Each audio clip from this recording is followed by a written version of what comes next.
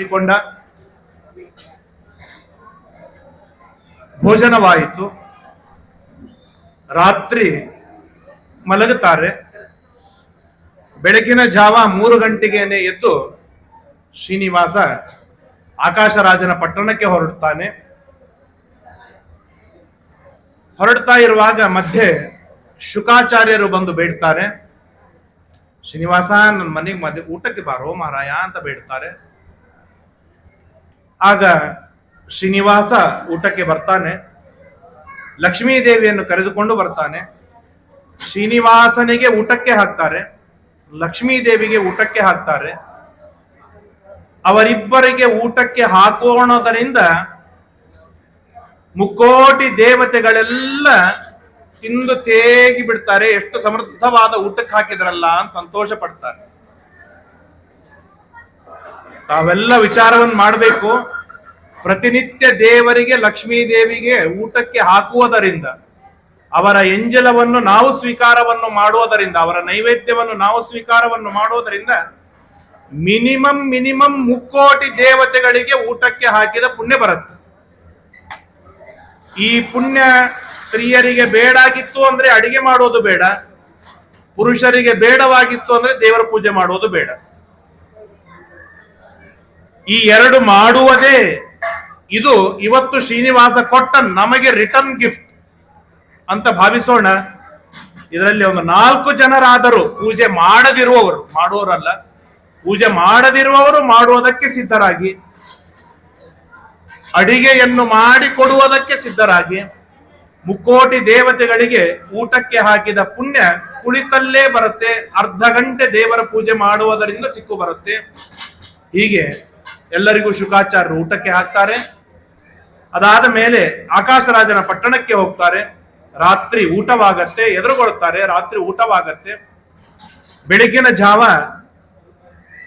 ಶ್ರೀನಿವಾಸ ಹೇಳಿ ಕಳಿಸ್ತಾನೆ, ಬ್ರಾಹ್ಮಣರಿಗೆ ಊಟ ತಡ ಆಗುವ ಹಾಗಿಲ್ಲ.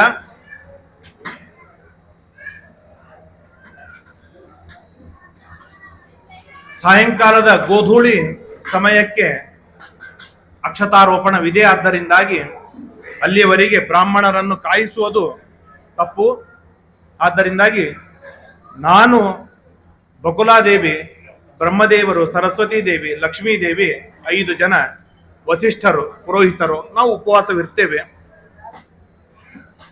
ನಿಮ್ ಕಡೆಗೆ ಆಕಾಶರಾಜ, ಧರಣಿ ದೇವಿ, ಬೃಹಸ್ಪತ್ಯಾಚಾರ್ಯರು, ಪದ್ಮಾವತಿ ಕೆಲವರು ಉಪವಾಸವಿರಲಿ ಅಂತ ಹೇಳ್ತಾರೆ. ಈ ಉಪವಾಸದ ಹೊಣೆಗಾರಿಕೆ ಮುಂದೆ ಕೊನೆ ತನಕ ಹೊತ್ತವರು ಪುರೋಹಿತರೊಬ್ರೆ, ಅವ್ರ ಹಣೆ ಬಾರಕ್ಕೆ. ಉಳಿದವರೆಲ್ಲರೂ ಬೆಳಿಗ್ಗೆ ಚಹಾ ಕಾಫಿಯಿಂದ ಹಿಡಿದುಕೊಂಡು ಚಂದಾಗಿ ತಿಂದು ತೇಗಿ ಸಮೃದ್ಧವಾಗಿರ್ತಾರೆ.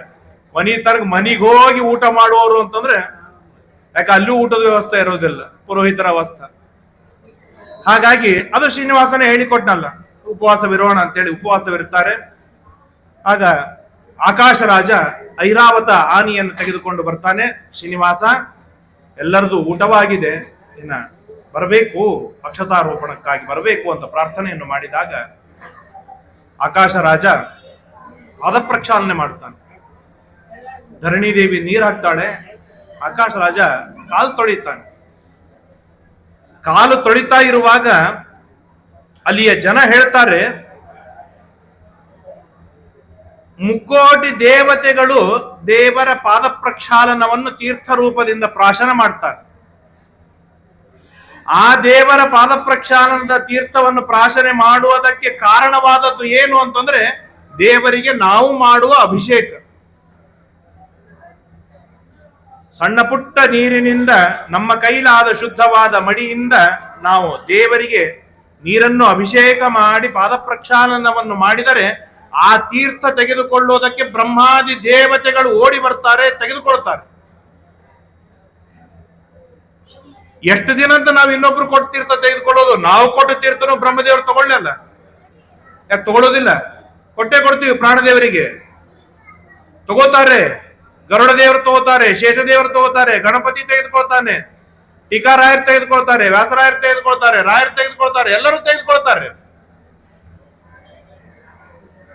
ಆದ್ರೆ ನಾವು ತೀರ್ಥ ಕೊಡಬಾರದು ಅನ್ನೋದು ನಮ್ದು. ನಮ್ಮ ಮಡಿ ಹೆಚ್ಚಿದ್ದಕ್ಕಾಗಿ ಅವರು ನಮ್ಗೆ ನಾವು ಕೊಡುವ ತೀರ್ಥ ತೆಗೆದುಕೊಳ್ಳುವ ಯೋಗ್ಯತೆ ಅವ್ರಿಗಿಲ್ಲ, ಏನೋ ಗೊತ್ತಿಲ್ಲ, ಹಾಗಾಗಿ ಅವ್ರು ತೆಗೆದುಕೊಳ್ಳುವುದಿಲ್ಲ, ಕೊಡುವುದಿಲ್ಲ ನಾವು. ಆದರೆ ನಾವು ಕೊಟ್ಟ ತೀರ್ಥವನ್ನು, ದೇವರಿಗೆ ಅಭಿಷೇಕ ಮಾಡಿ ಕೊಟ್ಟ ತೀರ್ಥವನ್ನು ಮುಕ್ಕೋಟಿ ದೇವತೆಗಳು ತೆಗೆದುಕೊಳ್ತಾರೆ. ಹಾಗಾಗಿ ಚೆನ್ನಾಗಿ ಪೂಜೆಯನ್ನು ಮಾಡೋದು, ಚೆನ್ನಾಗಿ ಪೂಜೆಯನ್ನು ಮಾಡೋದು, ಅದನ್ನು ಪ್ರೋಕ್ಷಣೆಯನ್ನು ಮಾಡಿಕೊಳ್ತಾರೆ. ಪ್ರೋಕ್ಷಣೆಯನ್ನು ಮಾಡಿಕೊಂಡಾದ ಮೇಲೆ ಧರಣಿ ದೇವಿ ಅಲ್ಲಿರುವ ವಸುದಾನ ತನ್ನ ಮಗನಿಗೆ ಕೊಡ್ತಾನೆ. ಏ ಮಗ, ಈ ದೇವರಿಗೆ ಪಾದ ಪ್ರಕ್ಷಾಲನವನ್ನು ಮಾಡಿದ ನೀರಿದು, ಈ ನೀರನ್ನು ಇಡೀ ಪಟ್ಟಣವೆಲ್ಲ ಪ್ರೋಕ್ಷಣೆಯನ್ನು ಮಾಡಬೇಕು. ಮನಿ, ಕೋಶಾಗಾರ, ಧನಾಗಾರ, ಆಕಳು ಕಟ್ಟುವ ಮನೆ, ಕುದುರೆ ಕಟ್ಟುವ ಮನೆ, ನಾವು ಮಲಗುವ ಮನೆ, ಊಟ ಮಾಡುವ ಮನೆ, ಎಲ್ಲ ಕಣ ಕಣಗಳಲ್ಲಿ ಈ ಶ್ರೀನಿವಾಸನಿಗೆ ಪಾದ ಪ್ರಕ್ಷಾಲನೆ ಮಾಡಿದ ನೀರು ಪ್ರೋಕ್ಷಣೆಯನ್ನು ಮಾಡಬೇಕು. ಪರಮ ಶುದ್ಧವಾಗತ್ತೆ, ಪರಮ ಮಂಗಳವಾಗತ್ತೆ, ನಾನಾ ತರಹದ ಪಾಪಗಳು ದೂರ ಆಗತ್ತೆ, ವಿಚಿತ್ರವಾದ ಅನಿಷ್ಟಗಳೆಲ್ಲ ಪರಿಹಾರವಾಗತ್ತೆ.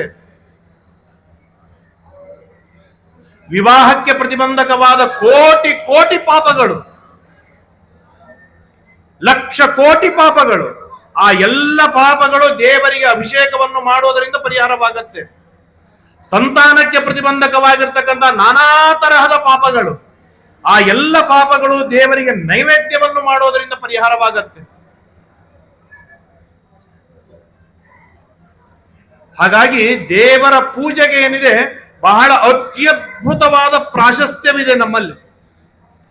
ಆಕಾಶ ರಾಜ ಆ ನಿಟ್ಟಿನೊಳಗೆ ವೈಭವದಿಂದ ದೇವರಿಗೆ ಶೃಂಗಾರವನ್ನು ಮಾಡಿದ, ನಾನಾ ವಿಧವಾಗಿರ್ತಕ್ಕಂಥ ಆಭರಣಗಳನ್ನು ಕೊಟ್ಟ, ಮಡೆ ಉಡಿಸಿದ, ಪರಮಾದ್ಭುತವಾದ ಕಾಂಚಿ ಪೀತಾಂಬರವನ್ನು ದೇವರಿಗೆ ಕೊಡ್ತಾನೆ. ದೇವರು ಉಡ್ತಾನೆ. ಓಡಾಡುವ ದೇವರ್ರಿ, ಓಡಾಡುವ ದೇವರು. ನಾವು ಇಟ್ಟ ಪ್ರತಿಮಾದೊಳಗೆ ಎಷ್ಟರ ಮಟ್ಟಿಗೆ ದೇವರು ಬರ್ತಾನೆ ಬಿಡ್ತಾನೆ ಗೊತ್ತಿಲ್ಲ. ನಾವೇನು ಆವಾಹನ ಮಾಡಿರ್ತೇವೆ ಬಿಟ್ಟಿರ್ತೇವೆ ಗೊತ್ತಿಲ್ಲ. ನಾವು ಎಷ್ಟು ಮೈಲಿಗೆ ಆಚಾರ ವಿಚಾರಗಳನ್ನು ರೂಢಿಸಿಕೊಂಡಿರ್ತೇವೆ ಗೊತ್ತಿಲ್ಲ. ಅದಕ್ಕೆಲ್ಲ ಅನುಗುಣವಾಗಿ ದೇವರು ಯಾವ ಮಟ್ಟಕ್ಕೆ ಸನ್ನಿಧಾನ ಇಟ್ಟಿರ್ತಾನೆ ಗೊತ್ತಿಲ್ಲ, ಆದರೂ ಸನ್ನಿಧಾನವಿರುತ್ತೆ. ಹಾಗಿರುವಾಗ ಅಂತಹ ದೇವರಿಗೆ ನಾವೇನೋ ಕೊಟ್ಟಿವಿ ಅಂತಂದ್ರೆ ನಮಗೆ ಫಲ ಸಿಗತ್ತೆ. ಹೀಗಿರುವಾಗ ಓಡಾಡುವ ದೇವರಿಗೆ ಮಡಿ ಓಡಿಸ್ತಾನೆ, ಓಡಾಡುವ ದೇವರಿಗೆ ಅಭಿಷೇಕ ಮಾಡ್ತಾನೆ, ಓಡಾಡುವ ದೇವರಿಗೆ ಪಾದ ಪ್ರಕ್ಷಾಲನೆ ಮಾಡ್ತಾನೆ. ಹೀಗೆ ನಾನಾ ತರಹದಿಂದ ದೇವರನ್ನು ಪ್ರೀತಿ ಮಾಡುವುದು, ದೇವರನ್ನು ಚೆನ್ನಾಗಿ ಆರಾಧನೆಯನ್ನು ಮಾಡಬೇಕು. ಅಷ್ಟೆಲ್ಲ ಆದಾಗ ಎಲ್ಲ ಜ್ಯೋತಿಷ್ಕರು ಹೇಳ್ತಾರೆ. ಇದು ಕೂಡ ಬಹಳ ಗಮನದಲ್ಲಿ ಕೊಟ್ಟು ಕೇಳಬೇಕು. ಅನೇಕ ತಂದೆ ತಾಯಿಗಳಿದ್ದೀರಾ, ಅನೇಕ ವಿವಾಹವಾಗುವ ವಧುವರರು ಕೂಡ, ಅರ್ಥಾತ್ ಭಾವಿ ವಧುವರರು ಇಲ್ಲಿ ಭಾಗವಹಿಸಿದ್ದಾರೆ. ಎಲ್ಲರ ಕಡೆಗೆ ಗಡಿಯಾರವಿರುತ್ತೆ, ಎಲ್ಲರ ಕಡೆಯೊಳಗೆ ಎರಡೆರಡು ಮೊಬೈಲ್ಗಳಿರುತ್ತೆ. ಎಲ್ಲರೂ ಪ್ರಚಂಡ ಬುದ್ಧಿವಂತರು, ಶಾಣ್ಯರು.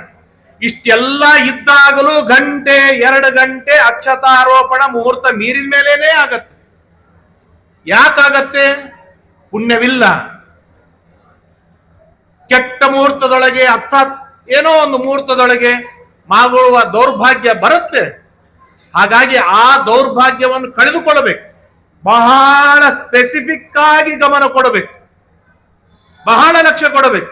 ಆಚಾರ್ಯ ಹೇಳ್ತಾರೆ, ಗಡಿಬಿಡಿ ಮಾಡ್ತಾರೆ, 2 ಸಲ 3 ಸಲ ಗಡಿಬಿಡಿ ಮಾಡ್ತಾರೆ, ಆಮೇಲೆ ಅವ್ರು ಬಿಟ್ಬಿಡ್ತಾರೆ. ನಾವ್ಯಾಕೆ ಬಯಸ್ಕೊಳ್ಬೇಕು ಅಂತೇಳಿ, ನಮ್ದೇನದ ನಮ್ ಕೆಲಸ ಮಾಡಿದ್ರಾಯ್ತು ಅಂತೇಳಿ. ವೈಯಕ್ತಿಕವಾಗಿ ನಮಗೆ ಜವಾಬ್ದಾರಿಗಳಿರ್ಬೇಕು. ಆಗಿನ ಕಾಲದೊಳಗೆ ಒಂದು ಗಡಿಯಾರವಿಲ್ಲ, ಸಮಯವಿಲ್ಲ, ಏನೂ ಇಲ್ಲ. ಕೇವಲ ಆಕಾಶದ ಮೇಲೆ, ಅರ್ಥಾತ್ ಮೇಲಿನ ಫ್ಲೋರಿನೊಳಗೆ ಜ್ಯೋತಿಷ್ಕರು ಕೂತಿರ್ತಾರೆ. ಆ ಜ್ಯೋತಿಷ್ಕರು ಸೂರ್ಯನ ಚಲನವಲನವನ್ನು ಗಮನಿಸಿ, ನೆರಳು ಹೇಗೆ ಬಿದ್ದಿದೆ ಅದನ್ನು ನೋಡಿಕೊಂಡು, ಆಗ ಆ ಜ್ಯೋತಿಷ್ಕರು ಜೋರಾಗಿ ಹೇಳ್ತಾರೆ, ಸಾವಧಾನ್. ಸಾವಧಾನ್ ಅಂದ್ರೆ ಎಲ್ಲರೂ ಈಚೆ ಲಕ್ಷ್ಯ ಕೊಡಿ, ಈಚೆ ಗಮನವನ್ನು ಕೊಡಿ, ಸಾವಧಾನ್. ಯಾಕೆ?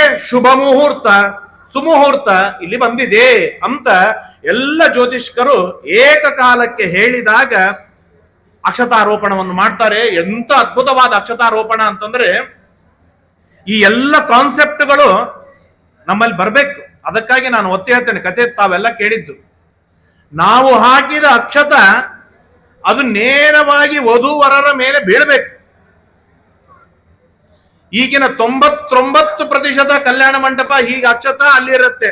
ಜನರೆಲ್ಲ ಅವ್ರು ಹಾಕಿದ ಅಕ್ಷತಾ ಯಾವ ಕಾರಣಕ್ಕೂ ವಧುವರರ ಮೇಲೆ ಬರುವುದೇ ಇಲ್ಲ. ಹಾಗಾದ್ರೆ ಹೇಗಿರ್ಬೇಕು ಕಲ್ಯಾಣ ಮಂಟಪ? ಈಗ ಟೆನ್ನಿಸ್ ಕೋರ್ಟ್ ಇರತ್ತೆ, ಟೆನ್ನಿಸ್ ಮ್ಯಾಚ್ ನಡೀತಾ ಇರುವಾಗ ತಾವ್ಯಾರಾದ್ರೂ ನೋಡಿರ್ಬೋದು, ಟೆನ್ನಿಸ್ ಕೋರ್ಟ್ ಇರತ್ತೆ, ಮಧ್ಯದೊಳಗೆ ಗ್ರೌಂಡು, ಆಚೆ ಈಚೆ ಕೂಡ್ಲಿಕ್ಕೆ ಎಲ್ಲರಿಗೂ ವ್ಯವಸ್ಥೆ ಮಾಡಿರ್ತಾರೆ. ಹಾಗೆ ಕಲ್ಯಾಣ ಮಂಟಪವನ್ನು ನಿರ್ಮಾಣವನ್ನು ನೋಡಿ, ಅಟ್ಲೀಸ್ಟ್ ಮಧ್ಯದೊಳಗೆ ವಧೂವರರ ಒಂದು ಪೀಠವನ್ನು ಹಾಕಿ ಅವರನ್ನು ನಿಲ್ಲಿಸಿ ಕೂಡಿಸಿದಾಗ ಸುತ್ತ ಜನ ನಿಂತಾಗ ಎಲ್ಲರೂ ಮಾಡಿದ ಅಕ್ಷತಾರೋಪಣ ಆಶೀರ್ವಾದವೇನಿದೆ ಆ ವಧೂವರರ ಮೇಲೆ ಬೀಳಲಿಕ್ಕೆ ಸಾಧ್ಯವಿದೆ. ಈ ರೀತಿಯಾದ ಕಾನ್ಸೆಪ್ಟಿನೊಳಗೆ ವಿಶ್ವಕರ್ಮ ಸಭಾಭವನವನ್ನು ನಿರ್ಮಾಣವನ್ನು ಮಾಡಿರ್ತಾರೆ. ನಮ್ಮ ಹಾಗೆ ಏನೊಂದು 50-100 ಜನ ಇದ್ದ ಮದುವೆ ಅಲ್ಲ. ಎಷ್ಟು ಜನ? ಮಿನಿಮಮ್ 3 ಕೋಟಿ ದೇವತೆಗಳು, 3 ಕೋಟಿ ಜನ ಸೇರಿದ್ದಾರೆ. ಆಗ ಅಕ್ಷತೆಯನ್ನು ಕೊಡ್ತಾರೆ. ಎಂತ ದಿವ್ಯವಾದ ಅಕ್ಷತೆ! ಈಗೆಲ್ಲ ಇವು ಏನಂತಾರೆ, ಥರ್ಮಾಕೋಲ್ನು ಇರ್ತಾವೆ, ನೀವು ಊದು ನಾನು ಊದು ಅಂತೇಳಿ ಅಂತ. ಹಾಗೆಲ್ಲ ಅಲ್ಲ, ಹುಚ್ಚುಚ್ಚು ಚೆನ್ನಾಗಿ ಮುತ್ತು ರತ್ನಗಳಿಂದ ಕೂಡಿರ್ತಕ್ಕಂಥ ದಿವ್ಯವಾದ ಅಕ್ಷತೆಯನ್ನು ಕೊಟ್ಟಾಗ ಆಗ ಲಕ್ಷ್ಮೀರ್ಯಸ್ಯ ಪರಿಗ್ರಹ ಕಮಲಭೂ ಸುನರ್ಗರುತ್ಮಾನ್ ರತಃ ಪೌತ್ರಶ್ಚಂದ್ರ ವಿಭೂಷಣ ಸುರಗುರು ಶೇಷಶ್ಚ ಶಯ್ಯಾಸನಃ ಬ್ರಹ್ಮಾಂಡಂ ವರಮಂದಿರಂ ಸುರಗಣಾಃ ಯಸ್ಯ ಪ್ರಭೋ ಸೇವಕಾಃ ಸತ್ರೈಲೋಕ್ಯ ಕುಟುಂಬ ಪಾಲನ ಪರಾಃ ಕುರ್ಯಾತ್ ಸದಾ ಮಂಗಲಂ ಎಂಬುದಾಗಿ ಹೇಳ್ತಾ ಅಕ್ಷತಾರೋಪಣವನ್ನು ಪದ್ಮಾವತಿ ಹಾಗೂ ಶ್ರೀನಿವಾಸನ ಅಲ್ಲಿ ಮಾಡ್ತಾ ಇದ್ದಾರೆ. ಆಗ ಹಬ್ಬವೇ ಹಬ್ಬ, ಉತ್ಸಾಹ ಅಂದ್ರೆ ಉತ್ಸಾಹ. ಎಲ್ಲ ದೇವತೆಗಳಿಗೆ, ಎಲ್ಲ ಜನರಿಗೆ, ಅಲ್ಲಿರುವ ಭಾಗವಹಿಸಿದವರಿಗೆಲ್ಲರಿಗೂ ಕೂಡ ಈಗ ನಮಗೆ ಒಂದು ಆನಂದವಿದೆ. ಮೂರ್ತಿಯಲ್ಲಿ, ಈ ಮೂರ್ತಿಯಲ್ಲಿ ಕಲ್ಯಾಣೋತ್ಸವ ಮಾಡಿದ್ದಕ್ಕಾಗಿ ನಮಗೆ ಖುಷಿ ಇದೆ. ಓಡಾಡುವ ದೇವರ ಮದುವೆಯೊಳಗೆ ಭಾಗವಹಿಸಿದ್ದಾರೆ ಅಂತಂದ್ರೆ ಅವರ ಖುಷಿ ಯಾವ ಮಟ್ಟದಲ್ಲಿ ಇರ್ಲಿಕ್ಕಿಲ್ಲ. ಹರೇ ಶ್ರೀನಿವಾಸ, ನನಗೆ ಕೇಳಿಸ್ಲಿಲ್ಲ. ಹರೇ ಶ್ರೀನಿವಾಸ, ಹಾ, ದೇವರಿಗೆ ಕೇಳಿಸ್ಬೇಕು, ಆ ಉತ್ಸಾಹ ಇರಬೇಕು.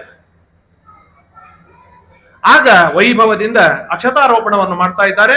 ಅಕ್ಷತಾರೋಪಣವನ್ನು ಮಾಡ್ತಾ ಇರುವಾಗ ಎಲ್ಲ ದೇವತೆಗಳು ಪ್ರಾರ್ಥನೆಯನ್ನು ಮಾಡ್ತಾರೆ. ವಸಿಷ್ಠಾದಿ ಋಷಿಗಳು ಮಂತ್ರಗಳನ್ನು ಹೇಳ್ತಾ ಇದ್ದಾರೆ. ಅಷ್ಟೆಲ್ಲ ನಡೀತಾ ಇರುವಾಗ ಕನ್ಯಾದಾನವನ್ನು ಮಾಡಬೇಕು. ಆ ಕನ್ಯಾದಾನವನ್ನು ಮಾಡ್ತಾ ಇರುವಾಗ ಬೃಹಸ್ಪತ್ಯಾಚಾರ್ಯರು ಬರ್ತಾರೆ. ಅತ್ರಿ ಗೋತ್ರ ಸಮುದ್ಭೂತಾಂ ಸುವೀರಸ್ಯ ಪ್ರಪೌತ್ರಿಕಿಂ ಸುಧರ್ಮಣಶ್ಚ ಪೌತ್ರಿಂ ಪುತ್ರೀಂ ಆಕಾಶ ಭೂಪತೇಃ. ಸುವೀರ ರಾಜನ ಮರಿಮಗಳಾದ, ಸುಧರ್ಮ ರಾಜನ ಮೊಮ್ಮಗಳಾದ, ಆಕಾಶ ರಾಜನ ಮಗಳಾದ, ವಸಿಷ್ಠ ಗೋತ್ರದಲ್ಲಿ ಹುಟ್ಟಿ ಬಂದ ಈ ಪದ್ಮಾವತಿಯನ್ನು ಶ್ರೀನಿವಾಸ ಯಯಾತಿ ರಾಜನ ಮರಿಮಗನಾದ, ಶೂರಸೇನ ರಾಜನ ಮೊಮ್ಮಗನಾದ, ವಸುದೇವನ ಮಗನಾದ ಶ್ರೀನಿವಾಸನಿಗೆ ನಾವು ಕೊಡ್ತಾ ಇದ್ದೇವೆ ಎಂಬುದಾಗಿ ಅತ್ಯಂತ ಪ್ರೀತಿಯಿಂದ, ಅಂತಃಕರಣದಿಂದ ಕೈ ಎತ್ತಿ ಕನ್ಯಾದಾನವನ್ನು ಮಾಡ್ತಾರೆ. ಕನ್ಯಾದಾನವನ್ನು ಮಾಡ್ತಾ ಇರುವಾಗ ಅಲ್ಲಿ ವರದಕ್ಷಿಣೆಯನ್ನು ಕೊಡಬೇಕು. ಏನ್ ಕೊಟ್ಟ ಶ್ರೀನಿವಾಸನಿಗೆ ವರದಕ್ಷಿಣೆ ಅಂತ ಕೇಳಿದಾಗ ಹೇಳ್ತಾರೆ, ಕೋಟಿ ಸಂಖ್ಯಾ ನಿಷ್ಕಪುಂಜ, ಬಂಗಾರದ ನಾಣ್ಯಗಳು ಎಷ್ಟಿತ್ತು ಅಂದ್ರೆ 1 ಕೋಟಿ ಬಂಗಾರದ ನಾಣ್ಯಗಳನ್ನು ಮೊಟ್ಟ ಮೊದಲಿಗೆ ಶ್ರೀನಿವಾಸನಿಗೆ ವರದಕ್ಷಿಣೆಯಾಗಿ ಕೊಟ್ಟ. ಅದಾದ ಮೇಲೆ ಕಿರೀಟಂ ಶತಭಾರಂಚ, ವಜ್ರ ಖಚಿತವಾದ ಅತ್ಯದ್ಭುತವಾದ ಪರಮಾದ್ಭುತವಾದ ಕಿರೀಟವನ್ನು ಶ್ರೀನಿವಾಸನಿಗೆ ಸಮರ್ಪಣೆಯನ್ನು ಮಾಡ್ತಾನೆ. 100 ಭಾರದ ನೆಕ್ಲೆಸ್, ಅತ್ಯದ್ಭುತವಾದ ಹಾರವನ್ನು ಕೊಡ್ತಾನೆ. 1 ಭಾರ ಅಂದ್ರೆ 16 ತೊಲೆ. 16 ತೊಲೆ ಅಂತಂದ್ರೆ 1 ತೊಲೆ ಅಂದ್ರೆ ಈಗಿನ 10 ಗ್ರಾಮ್ ಅಲ್ಲ, ಹಳೆ 10 ರೂಪಾಯಿ ಕಾಯಿನ್. ಆ ಲೆಕ್ಕದಲ್ಲಿ ಏನಂತಾರೆ, 100 ಭಾರದ ನೆಕ್ಲೆಸ್, ಕಂಠಾಭರಣವನ್ನು ಕೊಡ್ತಾನೆ. ಕೇಯೂರ ನೂಪುರಗಳನ್ನು ಕೊಡ್ತಾನೆ. 7 ಜೋಡಿ ಪಾದುಕೆಗಳನ್ನು ಕೊಡ್ತಾನೆ. ಇವತ್ತೆಲ್ಲ ಏನು ಕಳತನ ಮಾಡಿ ಅರ್ಥಾತ್ ಹಾರಿಸಿ ಆಟವಾಡ್ತಾರಲ್ಲ, ಆ ತರದ್ ಯಾವ ಚರ್ಮದ ಚಪ್ಪಲ್ ಅಲ್ಲ, ಅತ್ಯಂತ ಸುವರ್ಣಮಯವಾಗಿರ್ತಕ್ಕಂತಹ 100 ಭಾರದ 7 ಪಾದುಕೆಗಳನ್ನು ಕೊಡ್ತಾನೆ. ಯಾಕೆಂದ್ರೆ ನನ್ನ ಅಳಿಯ ಹಾಕಿದ ಪಾದಕ ಹಾಕ್ಬಾರ್ದು, ನನ್ನ ಅಳಿಯ ಹೊಸ ಹೊಸದು ಹಾಕ್ಬೇಕು ಪ್ರತಿನಿತ್ಯ ಅಂತ ಹೇಳಿ 7 ಪಾದುಕೆಗಳನ್ನು ಕೊಡ್ತಾನೆ. ಕರ್ಣಭೂಷ, ಕಿವಿಗೆ ಹಾಕುವ ಓಲೆಗಳು, ಯಾರಿಗೂ ನಂಬಲಿಕ್ಕೆ ಸಾಧ್ಯವಿಲ್ಲ ಅಂತ ಓಲೆಗಳು. ಹೇಗೆ ಇತ್ತು ಅಂತಂದ್ರೆ ನಿಂಬ ಮಾತ್ರ ಪ್ರಮಾಣಕ್ಕೆ, ನಿಂಬೆ ಹಣ್ಣಿನ ಆಕಾರ, ಈ ಸಣ್ಣ ಚೋಟ್ ನಿಂಬೆ ಹಣ್ಣಲ್ಲ, ಚಂದಾಗಿ ತುಂಬಿದ ರಸವತ್ತಾದ ದೊಡ್ಡದಾದ ನಿಂಬೆ ಹಣ್ಣು ಹೇಗಿರ್ಬೇಕು ಆ ಮಟ್ಟದೊಳಗೆ ಏನಂತಾರೆ ಓಲೆಗಳನ್ನು ಕೊಡ್ತಾನೆ ಶ್ರೀನಿವಾಸನಿಗೆ. ಇದು ಪದ್ಮಾವತಿಗೆ ಅಲ್ಲ, ಶ್ರೀನಿವಾಸನಿಗೆ ಕೊಟ್ಟದ್ದು. ಏನಂತಾರೆ ಕೈಗೆ ಹಾಕುವ ಬ್ರಾಸ್ಲೆಟ್ ಮೊದಲಾದ ಎಲ್ಲ ಸಾಕಷ್ಟು ಹೇಳ್ತಾರೆ, ಅಷ್ಟೆಲ್ಲ ಕೊಡ್ತಾನೆ. ಕಟಿಸೂತ್ರ ಏನಂತಾರೆ ಉಡದಾರದ ಮೊದಲು ಮಾಡಿಕೊಂಡು ಎಲ್ಲವನ್ನು ಕೊಡ್ತಾನೆ. ಭೋಜನ ಪಾತ್ರೆಗಳನ್ನು ಕೊಡ್ತಾನೆ. ಒಂದು ತಟ್ಟಿ ಕೊಡೋದು ಇವತ್ತು ನಮ್ಗೆ ಕಷ್ಟ ಆಗಿದೆ. 50-60-70 ಸಾವಿರ ಕಿಲೋ ಅದ, ಎಲ್ಲಿಂದ ತಟ್ಟಿ ಕೊಡ್ತೇವೆ ನಾವು? ಅಂತದ್ರೊಳಗೆ 60 ಭಾರ ಸಮನ್ವಿತ 60 ಭಾರದಿಂದ ಕೂಡಿರುವ 11 ಭೋಜನ ಪಾತ್ರೆಗಳನ್ನು ಕೊಡ್ತಾನೆ. ಕಂಬಲಾನಂ ಚತುಷ್ಷಷ್ಟಿಂ. ಶ್ರೀನಿವಾಸ ನಾಳೆ ಮಲ್ಕೊಂಡಾಗ ಒಂದೇ ಚಾದರ ಯಾಕೆ ಹೊಚ್ಕೋಬೇಕು ಅವನು? ಆಗಲ್ಲ, ನಮ್ಮ ಶ್ರೀನಿವಾಸ ವೈಭವದಿಂದ ಇರಬೇಕು ಅಂತ ಹೇಳಿ 64 ಕಂಬಲಗಳನ್ನು ಕೊಡ್ತಾನೆ. ಆಕಾಶರಾಜ ಸಾಕಷ್ಟು ಕೊಡ್ತಾನೆ. ಕೊಟ್ಟಾದ ಮೇಲೆ ಶ್ರೀನಿವಾಸ ಅದನ್ನು ಪ್ರೀತಿಯಿಂದ ಸ್ವೀಕಾರವನ್ನು ಮಾಡ್ತಾನೆ. ಆಗ ಎಲ್ಲ ಸುವಾಸಿನಿಗಳು ಮಂಗಳಸೂತ್ರವನ್ನು ಅಭಿಮಂತ್ರಣವನ್ನು ಮಾಡ್ತಾರೆ. ಎಂಥವ್ರು ಮಂಗಳಸೂತ್ರವನ್ನು ಅಭಿಮಂತ್ರಣವನ್ನು ಮಾಡುವುದಕ್ಕಾಗಿ ಇನ್ವೈಟ್ ಮಾಡಿದ್ದ ಆಕಾಶರಾಜ ಅಥವಾ ಆಕಾಶರಾಜನ ಸೌಭಾಗ್ಯದಿಂದ ಎಂಥವ್ರು ಬಂದಿದ್ರು ಅಂದ್ರೆ ಅನಾದಿ ಕಾಲದಿಂದ ಅನಂತ ಕಾಲದವರೆಗೆ ನಿತ್ಯ ಮುಕ್ತಳಾದ ಲಕ್ಷ್ಮೀದೇವಿ ಎದುರಿಗಿದ್ದಾಳೆ ಮಂಗಲಸೂತ್ರವನ್ನು ಅಭಿಮಂತ್ರಣವನ್ನು ಮಾಡುವುದಕ್ಕೆ. ಮಂಗಲಸೂತ್ರವನ್ನು ಅಭಿಮಂತ್ರಣವನ್ನು ಮಾಡ್ಲಿಕ್ಕೆ ತಮ್ಮೆಲ್ಲರಲ್ಲಿ ಕಳಿಸಿದಾಗ ಈ ಚಿಂತನೆ ಬರಬೇಕು. ಸುಮ್ಮೇನೋ ಅಭಿಮಂತ್ರಣ ಮಾಡೋದಲ್ಲ. ಈ ಮಂಗಲಸೂತ್ರಕ್ಕೆ ಅಭಿಮಂತ್ರಣ ಮಾಡುವ ಯೋಗ್ಯತೆ ನಮ್ಮದಲ್ಲ. ನಮ್ಮಲ್ಲಿ ನಿಂತು ಸ್ವಯಂ ಲಕ್ಷ್ಮೀದೇವಿ ಇದ್ದಾಳೆ. 100 ವರ್ಷಗಳ ಕಾಲ ಬ್ರಹ್ಮಮಾನದ ಪ್ರಕಾರ ಅತ್ಯಂತ ಅತ್ಯಂತ ಅತ್ಯಂತ ಏನಂತಾರೆ ಸುಮಂಗಲಿಯಾದ ಭಾರತೀ ದೇವಿ, ಸರಸ್ವತೀ ದೇವಿ, ಗಾಯತ್ರಿ ದೇವಿ, ಉಮಾದೇವಿ, ಸೌಪರ್ಣಿ, ವಾರುಣಿ, ಶಚಿ, ರತಿ, ವಸಿಷ್ಠರ ಮಡದಿಯಾದ ಅರುಂಧತಿ ಮೊದಲಾದ ಮಹಾ ತೇಜಸ್ವಿಗಳು, ತಪಸ್ವಿಗಳು, ಓಜಸ್ವಿಗಳು, ರಾಶಿ ರಾಶಿ ಪುಣ್ಯವನ್ನು ಸಂಪಾದನೆಯನ್ನು ಮಾಡಿಕೊಂಡವರು. ಅಂದ್ರೆ ನಮ್ಮ ಕಾರ್ಯಕ್ರಮಗಳಲ್ಲಿ ಆಚಾರಗಳು ನಾವು ಯಾಕೆ ಕರಿತೇವೆ, ಯಾಕೆ ಕರಿಬೇಕು ಅಂತಂದ್ರೆ ಎಲ್ಲ ಕಾನ್ಸೆಪ್ಟ್ಗಳು ಬಹಳ ವಿಚಿತ್ರವಾಗಿದೆ. 10 ರೂಪಾಯಿ ಇರುವವನ ಹತ್ರ ನಾನು ಹೋಗಿ ಏನಾದ್ರೂ ಡೊನೇಷನ್ ಕೇಳಿದ್ರೆ ಅವನು ಏನ್ ಕೊಡ್ತಾನೆ ಹೇಳಿ? ನನ್ನ ಕುಟುಂಬಕ್ಕೆ ಕಟಾನ್ಕಟಿ 10 ರೂಪಾಯಿ ಆಗಿ ಹೋಗುತ್ತೋ ಮಾರಾಯ ಬ್ರಾಹ್ಮಣ, ನಿನಗೆ ಏನ್ ನಾನು ಕೊಡ್ಲಿ ಅಂತ ದುಃಖ ಪಡ್ತಾನೆ. ಯಾರಿಗೆ ತನ್ನ ಜೀವನದ ಹೊಣೆಯನ್ನು ಮೀರಿದ ಹಣವಿದೆ ಅವರ ಹತ್ರ ಹೋಗಿ ನಾವು ಡೊನೇಷನ್ ಕೇಳಿದಾಗ ಸಮೃದ್ಧವಾಗಿ ಸಿಗತ್ತೆ. ಹಾಗೆ ಅದೇ ಕಾನ್ಸೆಪ್ಟಿನೊಳಗೆ ನಮ್ಮ ವಿವಾಹ ಮಹೋತ್ಸವಗಳಲ್ಲಿ ಎಷ್ಟು ಪುಣ್ಯವಂತರು ಬಂದಿರಬೇಕು ಅಂತಂದ್ರೆ ತಮ್ಮ ಲೈಫು, ತಮ್ಮ ಜೀವನಕ್ಕೆ ಬೇಕಾದ ಪುಣ್ಯಕ್ಕಿಂತಲೂ ಅತಿಶಯ ಹೆಚ್ಚಿನ ಮಟ್ಟದಲ್ಲಿ ಪುಣ್ಯವನ್ನು ಸಂಪಾದನೆಯನ್ನು ಮಾಡಿದವರಿದ್ದರೆ ಅವರ ಅನುಗ್ರಹದಿಂದ ಆ ಪುಣ್ಯ ನಮಗೆ ಸಿಗತ್ತೆ. ಸೊಟ್ಟು ಮಾರಿ ನಮ್ಮಲ್ಲೇ ಪುಣ್ಯವಿಲ್ಲ, ನಾ ಏನ್ ಅಕ್ಷತೆ ಹಾಕಿದ್ರೆ ಏನ್ ಪುಣ್ಯ ಸಿಕ್ಕಿತ್ತು ಓದುವವರಿಗೆ? ಈ ಕಾರಣದಿಂದ ಈ ಕಾನ್ಸೆಪ್ಟಿನೊಳಗೆ ನಾವು ಅನೇಕ ಬ್ರಾಹ್ಮಣರನ್ನು ಕರೆಯುವುದು, ಅನೇಕ ಬ್ರಾಹ್ಮಣರಿಗೆ ಊಟಕ್ಕೆ ಹಾಕುವುದು, ಅವರನ್ನು ಸಂತೋಷಪಡಿಸುವುದು, ನೀವು ಕೊಡುವ ಪುಣ್ಯವೇ ನಮ್ಮ ವಧುವರರ ವೈಭವದ ಜೀವನಕ್ಕೆ ನಾಂದಿ ಆಗತ್ತೆ ಅಂತ. ಹಾಗಾಗಿ ಇಷ್ಟೆಲ್ಲ ಜ್ಞಾನಿಗಳು ಬಂದು ಅವರ ಅಭಿಮಂತ್ರಣವನ್ನು ಮಾಡ್ತಾರೆ. ಮಾಂಗಲ್ಯಂ ತಂತು ನಾನೇನ ಜಗಜ್ಜೀವನ ಹೇತುನ ಕಂಠೆ ಬದ್ಧಾಮಿ ಸುಭಗೆ ಚಿರಂಜೀವ ಮಯಾ ಸಹ. ಈ ಮಾಂಗಲ್ಯ ತಂತುವನ್ನು ನಾನು ಕಟ್ತಾ ಇದ್ದೇನೆ. ನೀನು ಜಗತ್ತಿನ ಎಷ್ಟು ವಿಚಿತ್ರ ನೋಡಿ ದೇವರ ಕಾನ್ಸೆಪ್ಟ್. ನನಗಾಗಿ ನಾನು ಮಾಂಗಲ್ಯ ಬಂಧನ ಮಾಡ್ತಾ ಇಲ್ಲ. ನಿನ್ನಿಂದ ನನಗೇನು ಖುಷಿ ಇಲ್ಲ, ನಿನ್ನಿಂದ ನನಗೇನು ಬೇಕಿಲ್ಲ, ನೀನಲ್ಲ ಲಕ್ಷ್ಮೀದೇವಿಯಿಂದಲೇ ನನಗೇನು ಬೇಕಾಗಿಲ್ಲ.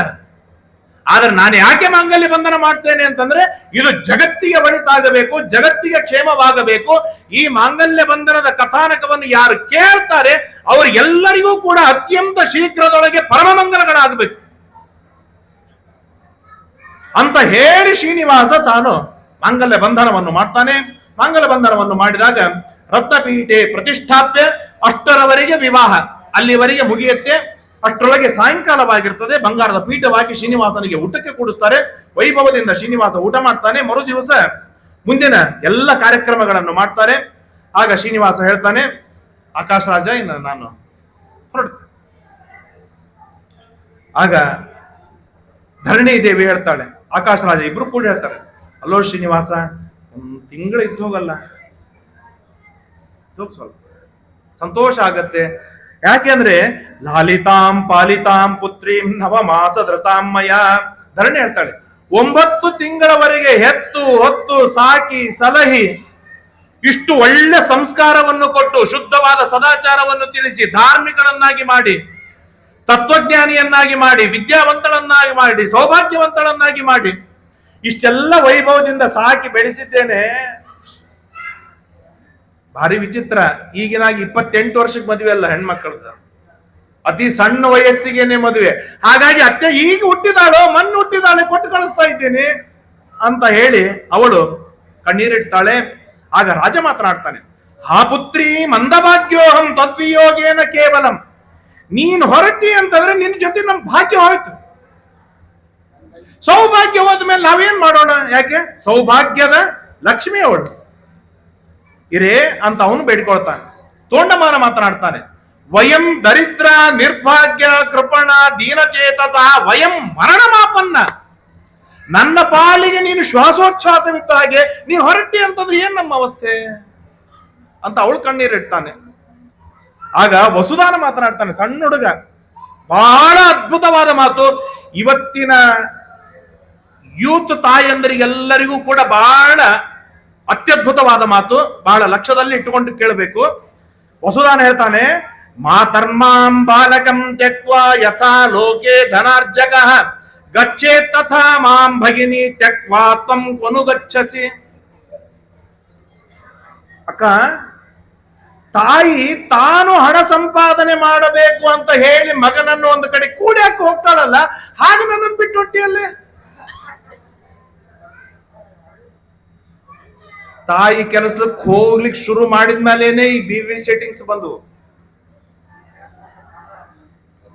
ಅದು ನಮ್ಮ ವೈಭವ ಅಂತ ನಾವು ತಿಳಿದುಕೊಳ್ತೇವೆ. ಆದ್ರೆ ಸಣ್ಣ ಹುಡುಗ ವಸುದಾನನಿಗೆ, 8 ವರ್ಷದ ಹುಡುಗ ವಸುದಾನನಿಗೆ ಅವನ ತಿಳುವಳಿಕೆ ಎಷ್ಟು ಅಪ್ರತಿಮವಾದದ್ದು ಅಂತಂದ್ರೆ, ಹಣ ಸಂಪಾದನೆ ಮಾಡಬೇಕು ಎನ್ನುವ ಸ್ವಾರ್ಥದೊಳಗೆ ಕೂಸನ್ನು ಹೇಗೆ ಮನೆಯೊಳಗೆ ಇಟ್ಟು ಹೋಗ್ತಾರಲ್ಲ, ಹಾಗೆ ನಿನಗೇನು ಶ್ರೀನಿವಾಸ ಸಿಕ್ಕ, ಭಾರಿ ವೈಭವ ಸಿಕ್ಕಿತ್ತು ಅಂತೇಳಿ ನನ್ನ ಕೈ ಬಿಟ್ಟು ಹೋದ್ರೆ ನನ್ನ ನೋಡ್ಕೊಳ್ಳೋರು ಯಾರಿದ್ದಾರೆ ಇವತ್ತು ಅಂತ ವಸುದಾನ ಕಣ್ಣೀರಿಡ್ತಾನೆ.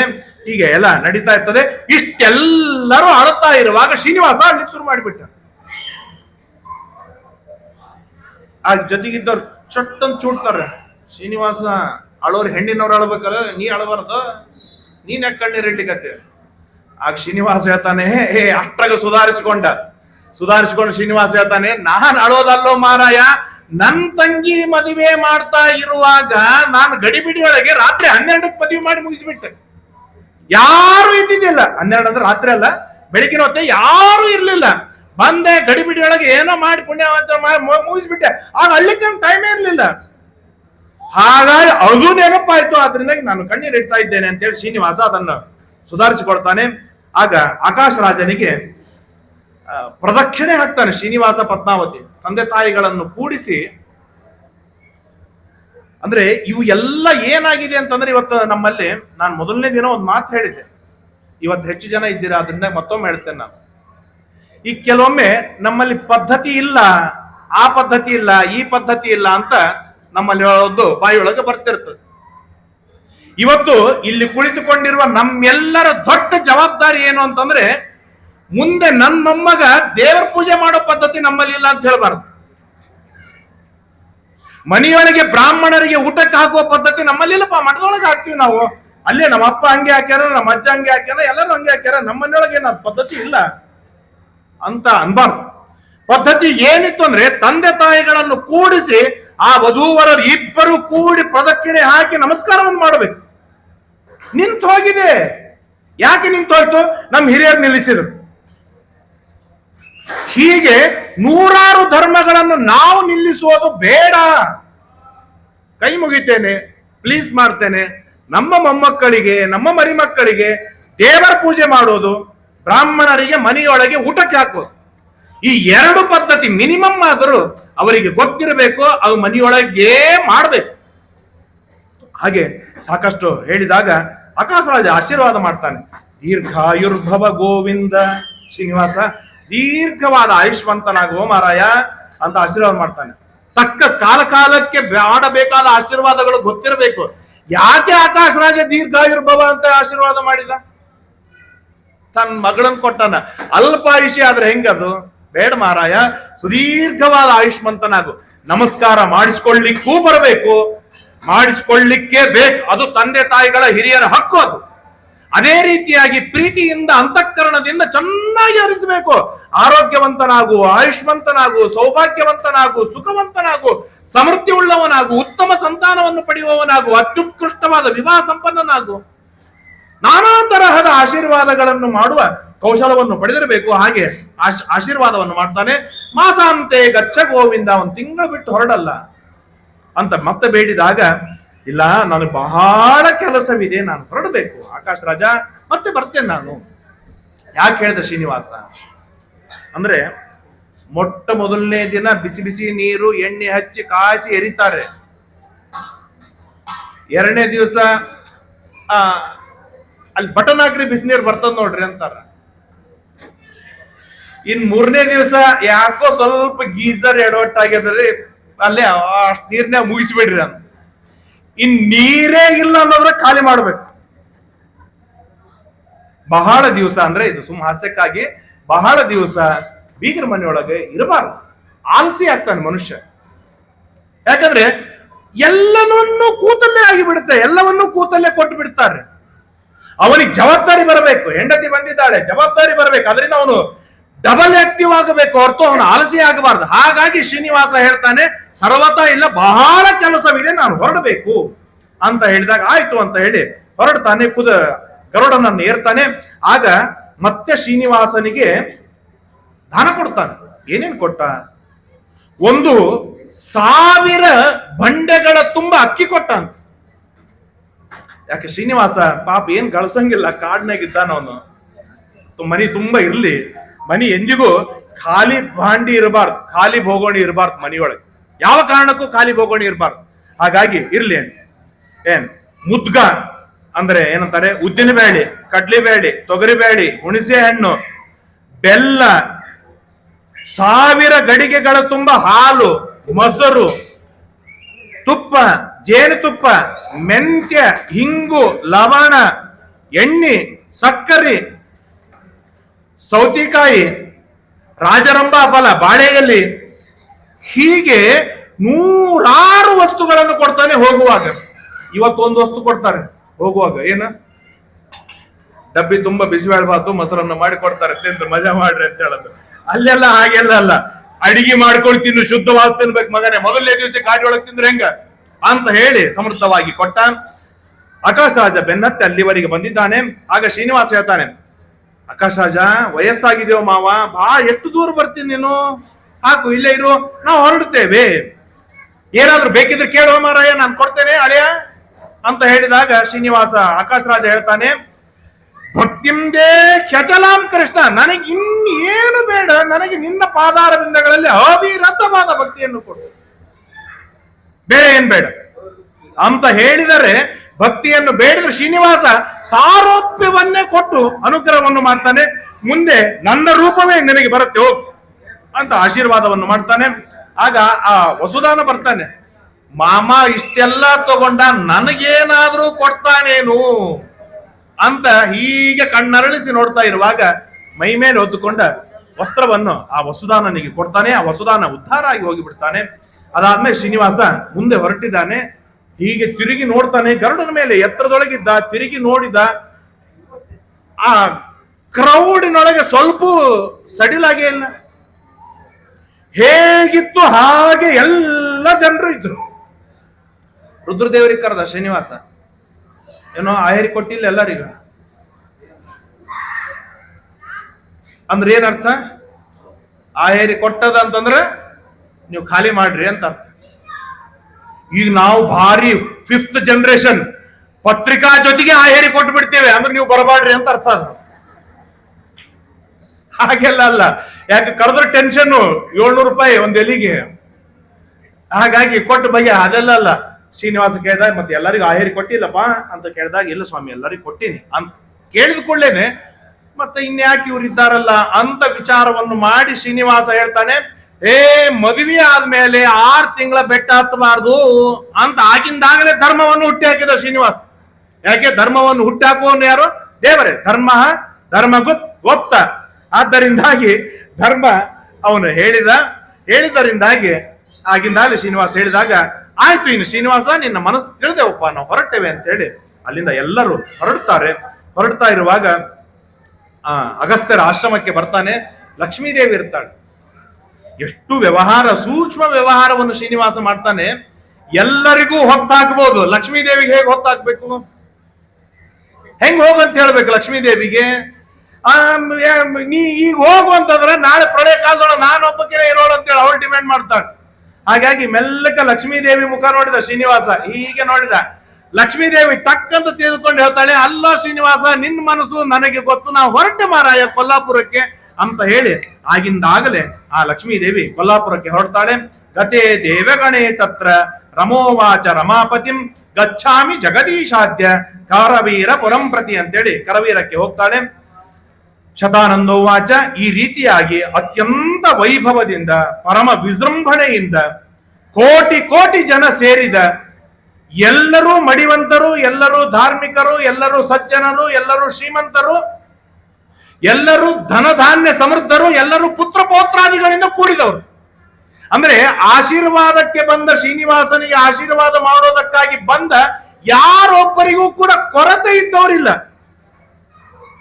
ಏನೋ ನೋಡಿ ಹೊಟ್ಟೆ ಹೊಡೆದುಕೊಂಡು ಆಶೀರ್ವಾದ ಮಾಡೋರು ಯಾರಿಲ್ಲ. ಎಲ್ಲರೂ ತಮ್ಮ ತಮ್ಮ ಯೋಗ್ಯತಾನುಸಾರವಾಗಿ ಸಮೃದ್ಧರಾಗಿದ್ದವರೇ ಅಲ್ಲಿ ಬಂದಿದ್ದಾರೆ. ಅವರೆಲ್ಲರೂ ಸಂತೋಷದಿಂದ ಹೋಗ್ತಾ ಇದ್ದಾರೆ. ಆಗ ಶತಾನಂದರು ಹೇಳ್ತಾರೆ, ವಿವಾಹಾಧ್ಯಾಯ ಮಹಿಮಾಂ ಏ ಶೃಣ್ವಂತಿ ಜನೇಶ್ವರ ತೇಷಾಂ ಭಾಗ್ಯೋದಯಂ ವಕ್ಷೆ ಶೃಣುರಾಜಂ ಸವಿಸ್ತರಂ. ಈ ರೀತಿಯಾದ ವಿವಾಹದ ಮಹಿಮೆಯನ್ನು ಯಾರು ಕೇಳ್ತಾರೆ ಅವರ ಭಾಗ್ಯವನ್ನು ಹೇಳೋದಲ್ಲ, ಭಾಗ್ಯೋದಯ. ಭಾಗ್ಯ ಹೇಗೆ ಬೆಳೀತಾ ಹೋಗುತ್ತೆ, ಮಲ್ಟಿಪಲ್ ಆಗಿ ಬೆಳೀತಾ ಹೋಗುತ್ತೆ, ಅದನ್ನ ನಾನು ಹೇಳ್ತೇನೆ ಕೇಳಿಲ್ಲಿ. ಕನ್ಯಾದಾನ ಮಾಡಿದವರು ಇದ್ದೀರಲ್ಲ ಇಲ್ಲಿ, ಒಂದು ಕನ್ಯಾದಾನಕ್ಕೆ ಎಷ್ಟು ಖರ್ಚು ಮಾಡಿರಿ? ರೀಸೆಂಟ್ಲಿ ಮಾಡಿದವರು 10 ಹೋಯ್ತ್ರಿ, ಕನಿಷ್ಠ 20-30 ಮಿನಿಮಮ್. ಅಂಥದ್ದು 1 ಕೋಟಿ ಕನ್ಯಾದಾನ ಮಾಡಿದರೆ ಏನು ಫಲವಿದೆ? 1 ಕೋಟಿ ಅಂದ್ರೆ 20 ಲಕ್ಷ ಇಂಟು 1 ಕೋಟಿ. ಅಷ್ಟು ಹಣ ಸಂಪಾದನೆ ಮಾಡಿ ಕೋಟಿ ಮಕ್ಕಳನ್ನು ಪಡೆದು ಮೊದಲಿಗೆ ಅಲ್ಲಿಂದ ಹಿಡಿದು ಅವ್ರನ್ನ ಓದಿಸಿ ಬೆಳೆಸಿ ಅವ್ರನ್ನ ದೊಡ್ಡವರನ್ನಾಗಿ ಮಾಡಿ ಅಷ್ಟು ಖರ್ಚು ಮಾಡಿ ಮದುವೆ ಮಾಡಿದ್ರೆ ಏನು ಫಲವಿದೆ? ಆ ಫಲ ಶ್ರೀನಿವಾಸನ ಕಲ್ಯಾಣವನ್ನು ಕೇಳುವುದರಿಂದ ಸಿಗತ್ತೆ. ಕೋಟಿ ಕನ್ಯಾ ಪ್ರಧಾನಾಚ ಯಾವತ್ ಭೂಮಿ ಪ್ರಧಾನತಃ. ರಾಯಚೂರ್ನಾಗ ರೀಸೆಂಟ್ಲಿ 30-40 ಸೈಟ್ ಯಾರು ತಗೊಂಡಿರಿ? ಎಷ್ಟು ಬೆಲೆ ಗೊತ್ತಲ್ವಾ?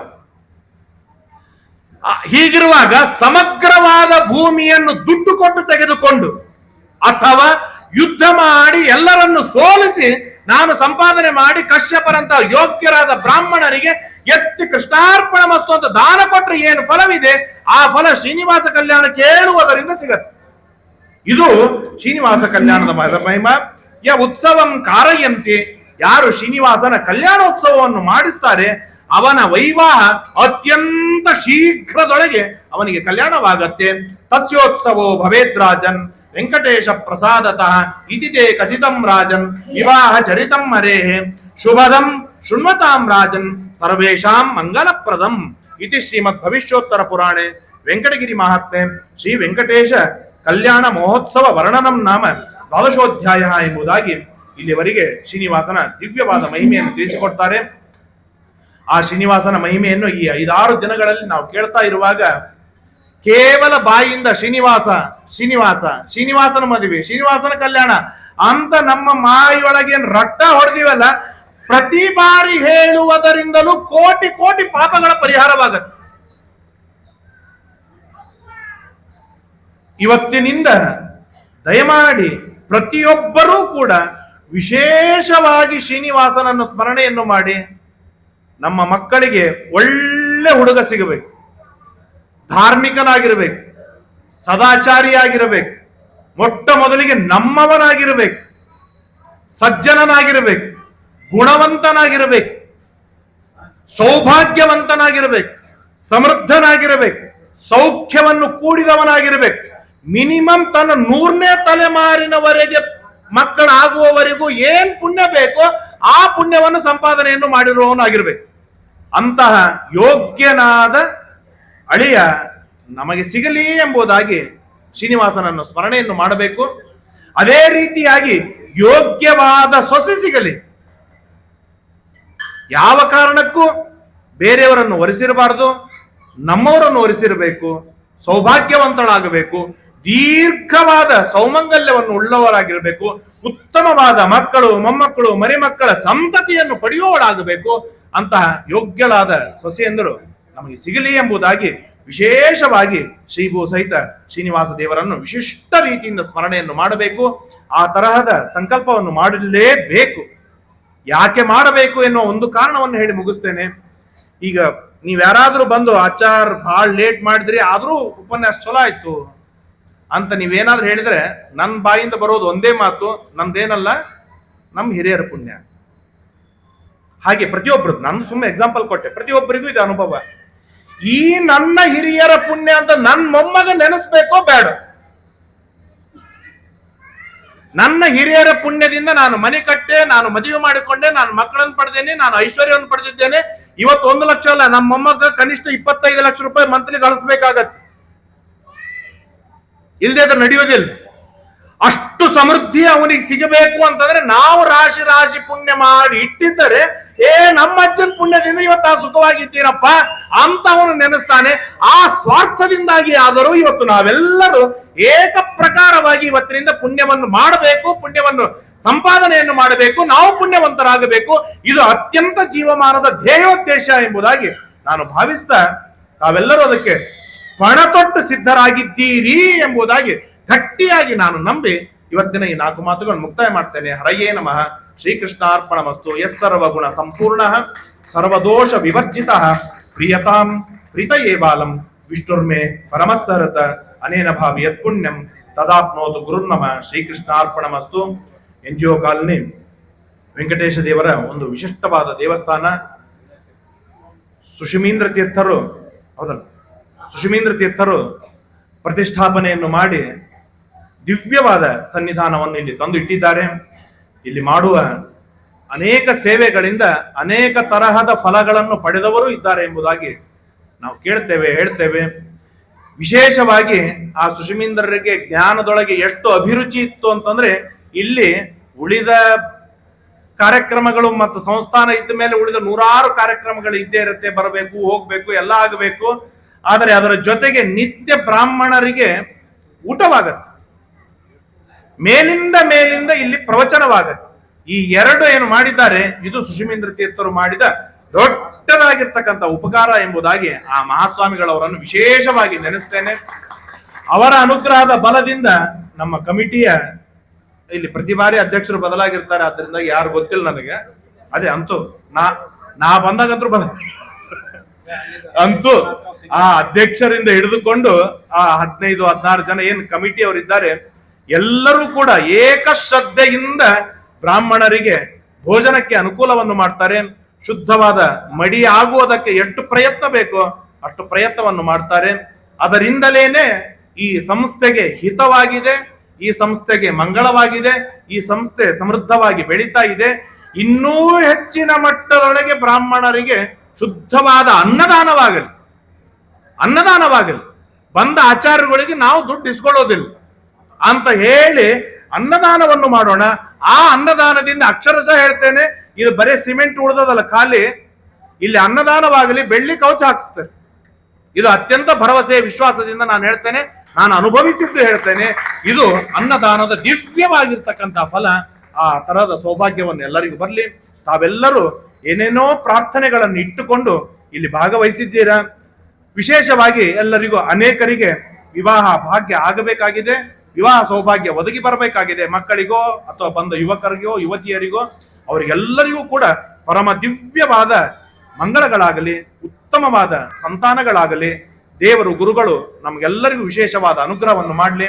ಯಾರು ನಾವೆಲ್ಲ ಮೀನ್ಸ್ ಯಾರೆಲ್ಲ ರಿಟೈರ್ಡ್ ಆಗ್ಯಾರ ಅವ್ರು ನಿರಂತರವಾಗಿ ದೇವರ ನಾಮಸ್ಮರಣೆಯನ್ನು ಮಾಡಿ ರಾಶಿ ರಾಶಿ ಪುಣ್ಯವನ್ನು ಸಂಪಾದನೆಯನ್ನು ಮಾಡುವಂತವರಾಗಲಿ ಎಂಬುದಾಗಿ ಮನಪೂರ್ವಕವಾಗಿ ಪ್ರಾರ್ಥನೆಯನ್ನು ಮಾಡ್ತೇನೆ. ತಡ ಆಯ್ತು, ಏನಾದ್ರೂ ತೊಂದರೆ ಆಗಿದ್ದರೆ, ತೊಂದರೆ ಆಗೇ ಆಗಿದೆ, ಯಾಕಂದ್ರೆ ನನಗೆ ಟೆನ್ಷನ್ ಇಲ್ಲ, ಇಲ್ಲಿರುವ ಪ್ರತಿಯೊಬ್ಬರಿಗೂ ತೊಂದರೆ ಆಗಿದೆ. ಆದ್ರೆ ಕೊನೆ ದಿವಸ ನಂದೇ ಆಟ ಆದ್ರಿಂದಾಗಿ ನೀವೆಲ್ಲ ಅನಿವಾರ್ಯ ಕೇಳಲೇಬೇಕು. ಕೇಳಿದ್ದೀರ, ಯಾರು ಬೇಸರಿಕೆ ಮಾಡ್ಕೊಳ್ಬೇಡ್ರಿ. ಇಲ್ಲಿ ಕೂತಾಗ ಧೋತ್ರ ಸೀರೆಗಳಿಗೆ ಮಣ್ಣು ಹತ್ತವೆ, ಆ ಮಣ್ಣು ನೀವು ಯಾರೂ ಮನೆಗೆ ಒಯ್ಯೋದಿಲ್ಲಲ್ವಾ, ಇಲ್ಲೇ ಜಾಡಿಸಿ ಹೋಗ್ಬಿಡ್ತಿರಲ್ಲ. ಹಾಗೆ ನನ್ನಿಂದ ಏನಾದ್ರೂ ಬೇಸರಿಕೆ ಆಗಿತ್ತಂದ್ರೆ ಇಲ್ಲೇ ಜಾಡಿಸಿಬಿಡಿ. ತಪ್ಪಿ ಏನಾದ್ರೂ ದೇವರಿಗೆ ಕೈ ಮುಗಿಬೇಕು ಅಂತ ಮನಸ್ಸಿನಲ್ಲಿ ಬಂದಿತ್ತು ಅಂತ ಆಗಿದ್ದರೆ, ತಪ್ಪಿ ಏನಾದ್ರೂ ಒಂದು ಸಣ್ಣ ಧರ್ಮವನ್ನು ಮಾಡಬೇಕು ಅಂತ ಏನಾದ್ರೂ ಮನಸ್ಸಿನೊಳಗೆ ಬಂದಿತ್ತು ಅಂತಂದ್ರೆ ಈ 6 ದಿನದ ಉಪನ್ಯಾಸ ಪರಿಪೂರ್ಣ ಮಟ್ಟದಲ್ಲಿ ಸಾರ್ಥಕ ಎಂಬುದಾಗಿ ನಾನು ಭಾವಿಸ್ತೇನೆ. ಶ್ರೀಕೃಷ್ಣಾರ್ಪಣ.